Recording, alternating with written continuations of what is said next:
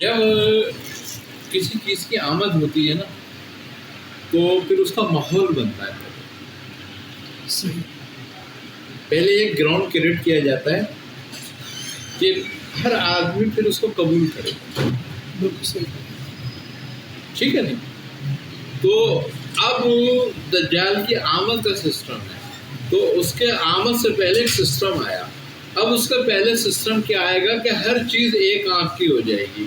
وہ جو آپ کی ضرورت بن جائے گی، آپ کی زندگی کا حصہ ہو جائے گی. آپ ایک آنکھ سے مانوس ہو جاؤ گے.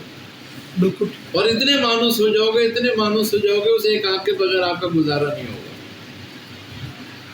اگر وہ آپ کے پاس ایک آنکھ نہ ہوگی تو آپ سمجھو گے کہ میں دنیا سے کٹ گیا، میری زندگی ختم ہو گئی.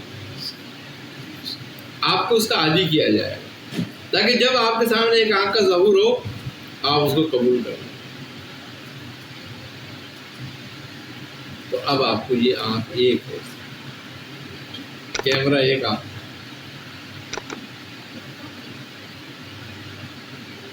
اسکرین بھی ایک ہی ہے نا اس کی. آپ کو سسٹم میں داخل کر لیا گیا. اب یہ سسٹم میں داخل ہونا ہمارا جو ہے نا وہ سسٹم سے بیعت کرنا. اب اس سے تو ہم نہیں نکل سکتے، باہر بھاگ نہیں سکتے. لیکن ہم سورہ کہف کی طرح ہم ان 7 آدمیوں میں ایسے بھی تو ہو سکتے ہیں نا، کیونکہ اب ہم کہتے ہیں کہ اس دجالی سسٹم سے بچا. ہمیں اللہ اور اس کے رسول کی تعلیمات ہی ہمیں بچا سکتے ہیں. جیسے آپ نے فرمایا کہ یہ اگر ہم اللہ اس کے رسول کی تعلیمات پر اگر کاربند ہو جائیں تو ہم اس سسٹم سے نکل جائیں گے. تو اب مسئلہ کیا ہے، اس میں ہدایت بھی اور شر بھی. جی. تو اس سے ہم کیا اخذ کر رہے ہیں؟ مجھے اس سے ہدایت تو ذرا کم نظر آ رہی ہے. ٹھیک ہے، آپ ہدایت کو اگر ایز اے انفارمیشن لیتے ہیں کہ میں دنیا کی انفارمیشن مجھے مل رہی ہے اور لمحوں کے اندر میں دنیا سے کنیکٹ کر گیا ہوں، میں سمجھتا تو یہ ہمیں خدا سے دور بہت کر رہا ہے. بھائی اگر ہم اس میں سے قرآن پڑھتے ہیں، اس سے حدیث پڑھتے ہیں اور حدیث سے اخذ کرتے ہیں کچھ. یہ سب اس میں ایک چیز اور بھی تو بات ہے نا، کیونکہ کہتے ہیں کہ اب جو سوشل میڈیا پہ جو چیز اویلیبل ہے، جو موجود ہے، ان کی اوتھینٹسٹی کا مسئلہ ہے. جو قرآن ہاتھ میں پڑھنے کا مزہ ہے وہ میرے خیال اس میں نہیں ہے.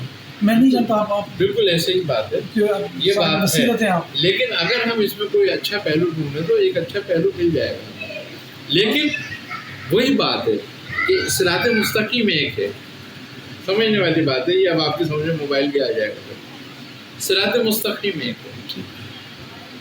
نبی کریم صلی اللہ علیہ وسلم نے فرمایا کہ اس میں 100 دروازے، 100 جس میں سے 99 دروازے جو ہیں ادھر ادھر کے وہ سب گمراہی پر ہیں، ایک ہدایت پر. تو یہ بھی 100 گمراہی ہیں اس میں، 99 کوئی ایک بات اچھی مل جائے.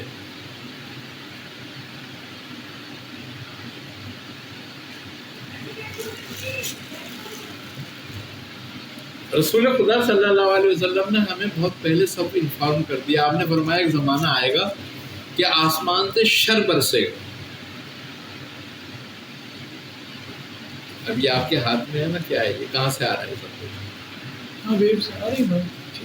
آسمان سے، سیٹلائٹ سے شر برس رہا ہے. نہیں، اس وقت صحابہ کی سمجھ میں نہیں آئی یہ بات کہ آسمان سے شر کیسے برسے گا.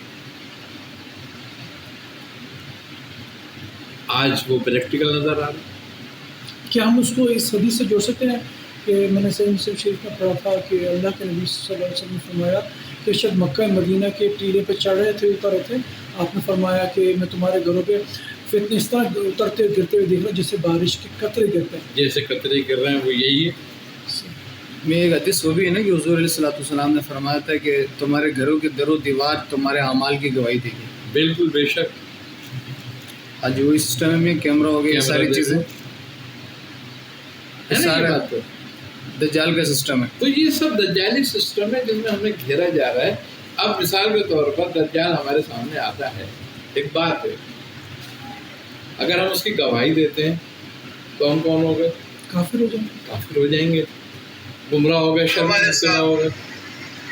लेकिन अगर हमने उसको कहा कि नहीं तू काफिर है, वही है तू जो उसका जिक्र आया है, जिसका हमें पहले रसूल अल्लाह ने बता दिया कि तू आएगा, और हम मारे गए तो हम क्या हो गए।